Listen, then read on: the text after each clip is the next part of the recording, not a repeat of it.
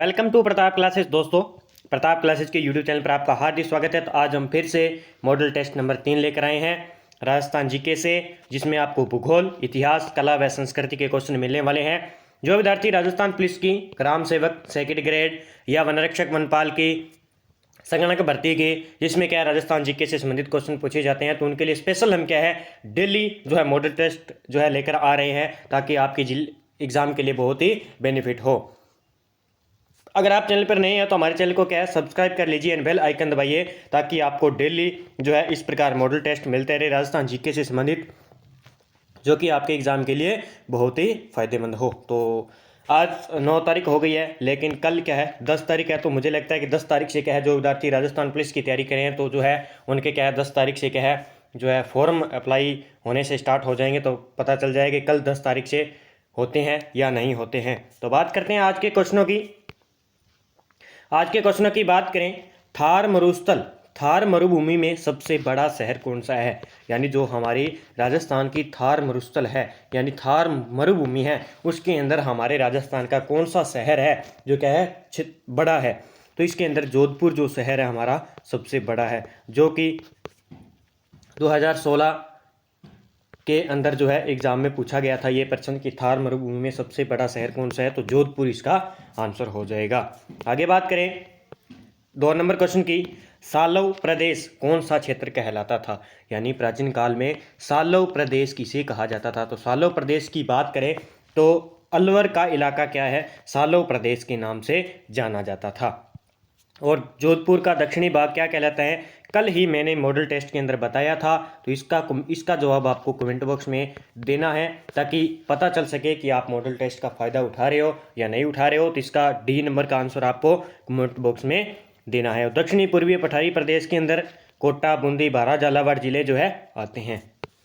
आगे बात करें 3 नंबर क्वेश्चन की, कौन सा भौतिक प्रदेश राजस्थान की जीवन रेखा कहा जाता है? अब ये किस प्रकार जो है क्वेश्चन पूछा गया है कि निम्न में से कौन सा राजस्थान का भौतिक प्रदेश है जो कि जो है राजस्थान की जीवन रेखा कहा जाता है? तो इसका आंसर हो जाएगा बी, अरावली की पहाड़ियां को राजस्थान की जीवन रेखा कहा जाता है। क्योंकि आपको पता है कि अगर हमारे राजस्थान में जो है अरावली पर्वतमाला नहीं होती तो बारिश का क्या है नामो निशान भी नहीं होता। तो ये आपको याद रखना है, इसी कारण राजस्थान को जीवन रेखा कहा जाता है। अब हड़ौती की बात करें, हड़ौती पठार के अंदर जो है इसके अंदर तो एक तो काली मिट्टी पाई जाती है, ये आपको याद रख लेना है, वर्टिसोल्स मिट्टी पाई जाती है। और इसके अंदर कौन कौन से जिले जो है शामिल किए जाते हैं? कोटा, बूंदी, बारां, झालावाड़ जो है जिले इसमें शामिल है। तो ये आपको याद रखना है।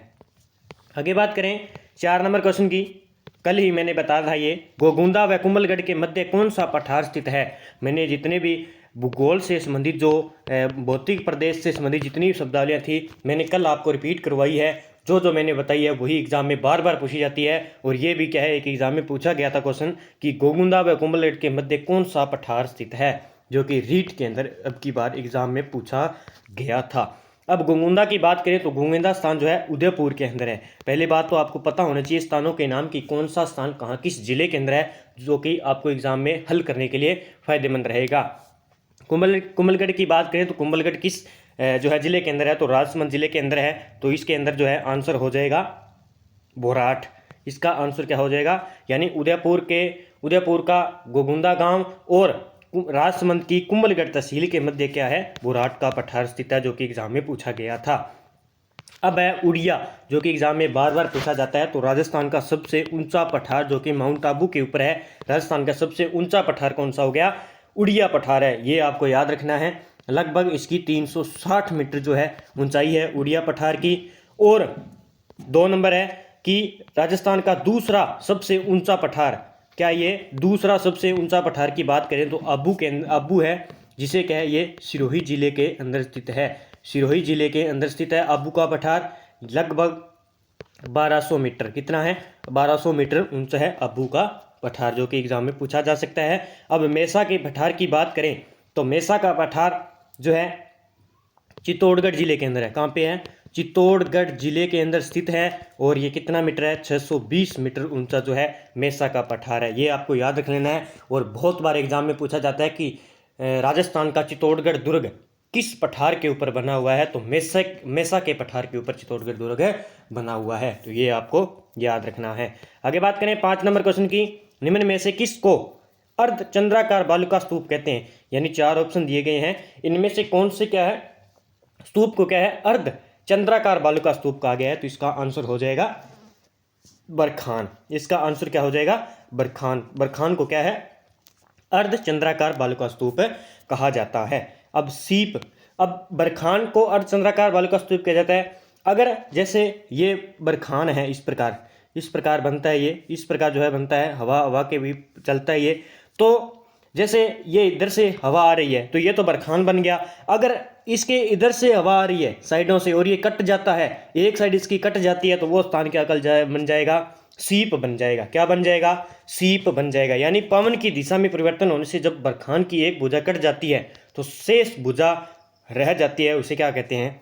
शीश कहते हैं। ये भुजा उठ गई और ये भुजा रह गई तो इसको क्या कहते हैं?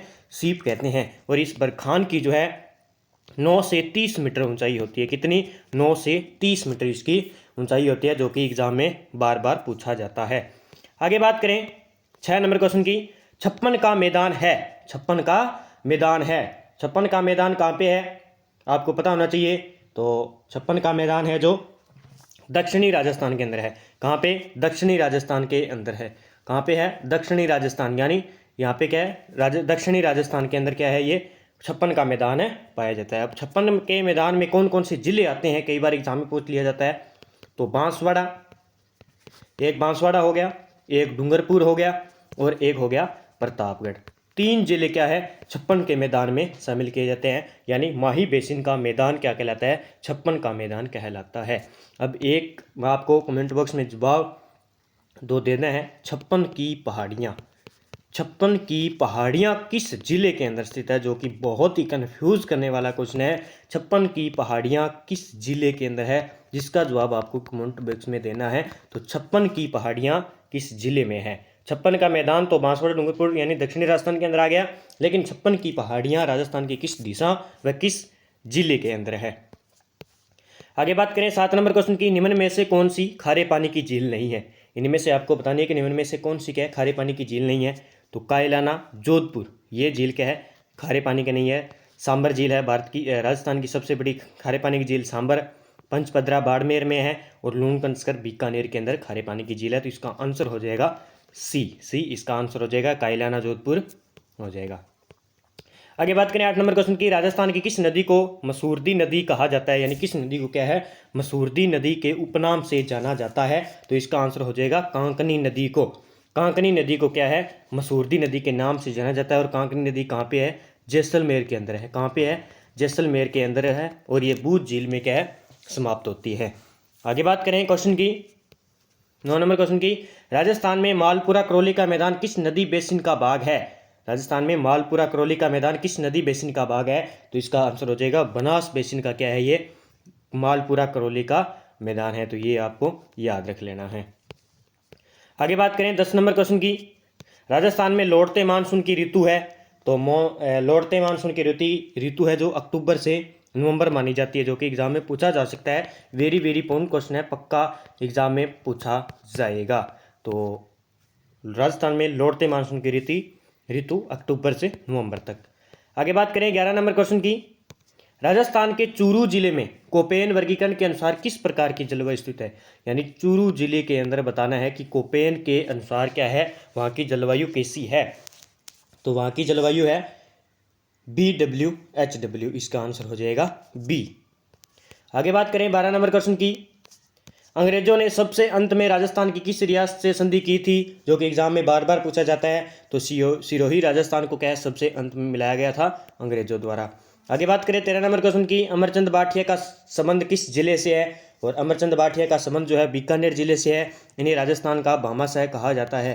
क्या कहा जाता है? राजस्थान का भामाशाह के उपनाम से जाना जाता है। और सागरमल गोपा का संबंध किससे है? जैसलमेर से है। सागरमल गोपा बहुत बार एग्जाम में पूछा जाता है। और एक डूंगरजी जवाहरजी जो कि अब की बार रीट में पूछा गया था कि वह डूंगरजी जवाहरजी का संबंध किस जिले से है? तो सीकर जिले से है, ये आपको याद रख लेना है। आगे बात करें 14 नंबर क्वेश्चन की, राजस्थान सेवा संघ के संस्थापक कौन थे? तो राजस्थान सेवा संघ के संस्थापक कौन थे? विजय सिंह पथिक जो है राजस्थान सेवा संघ के संस्थापक थे, यानी 1920 के अंदर राजस्थान सेवा संघ की स्थापना होती है, विजय सिंह पथिक द्वारा की जाती है।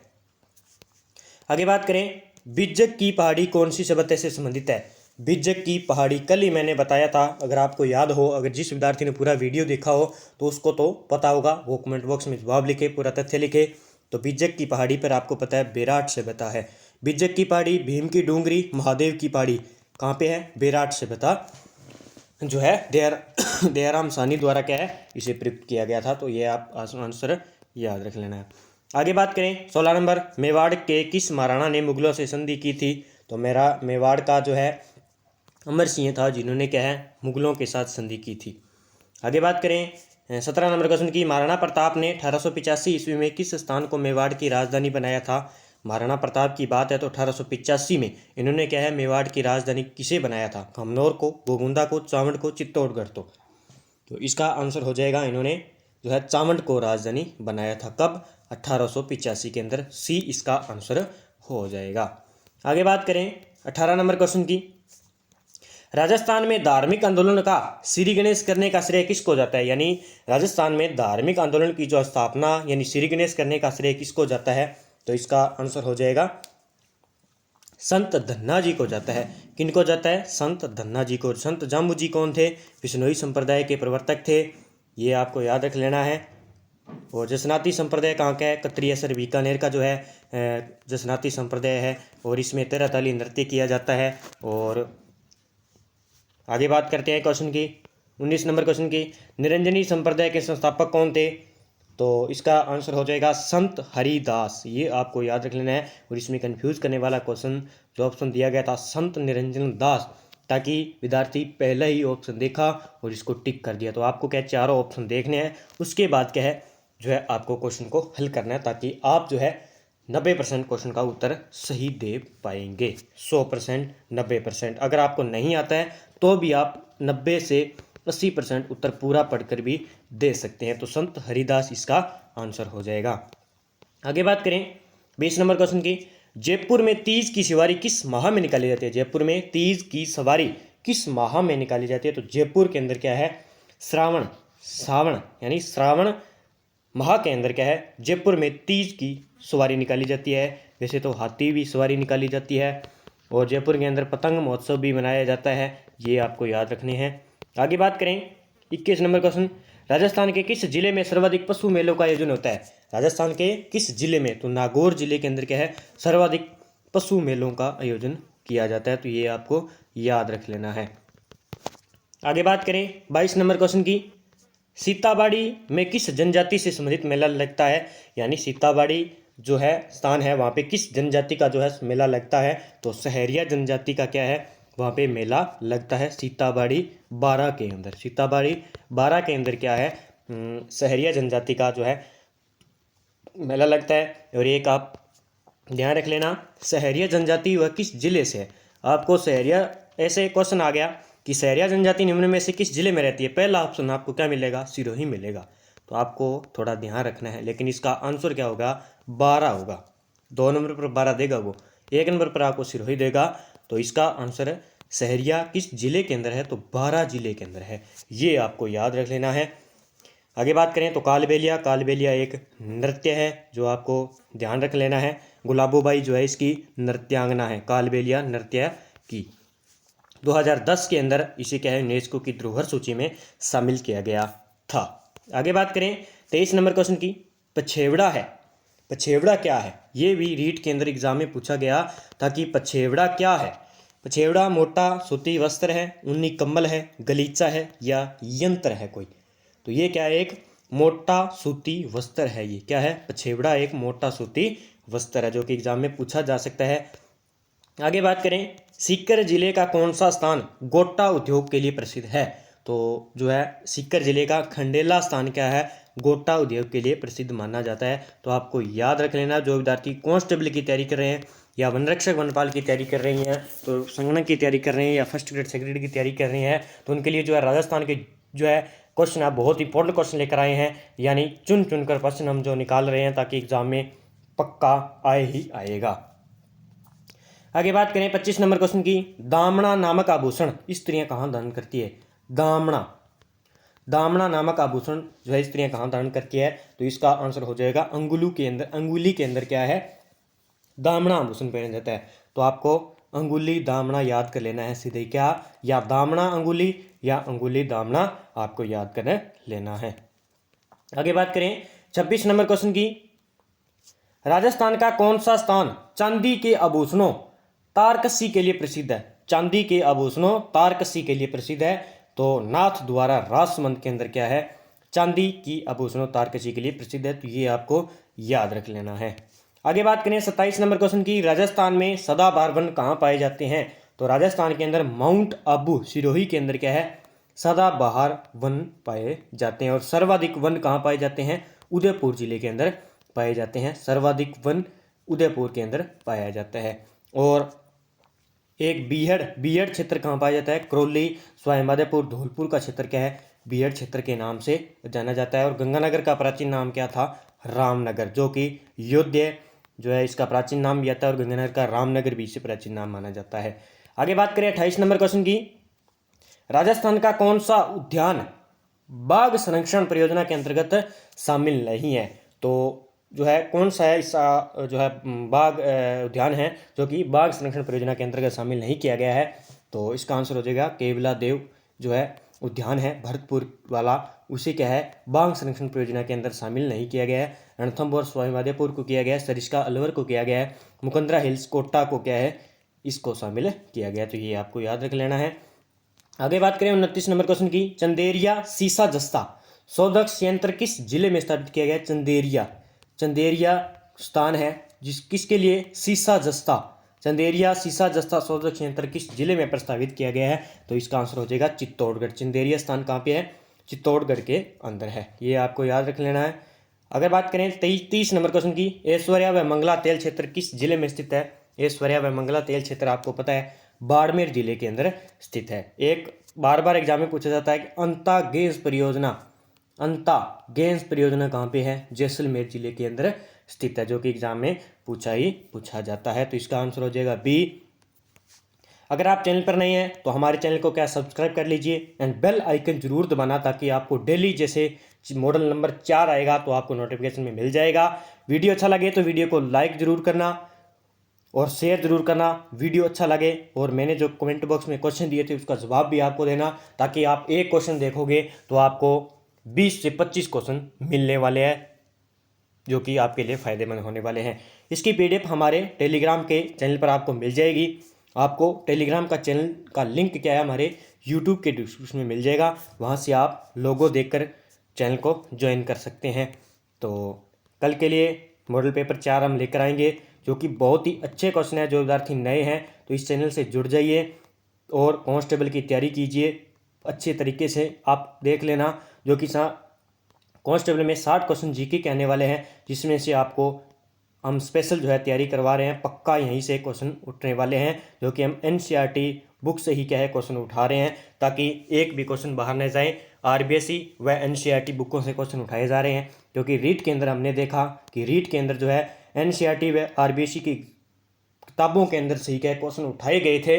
तभी हमने सोचा कि हम स्पेशल जो है क्वेश्चन वहीं से उठाएं, ताकि कोई ना कोई जो है एग्ज़ाम में पूछा ही जाता है। तो जय हिंद, जय भारत दोस्तों।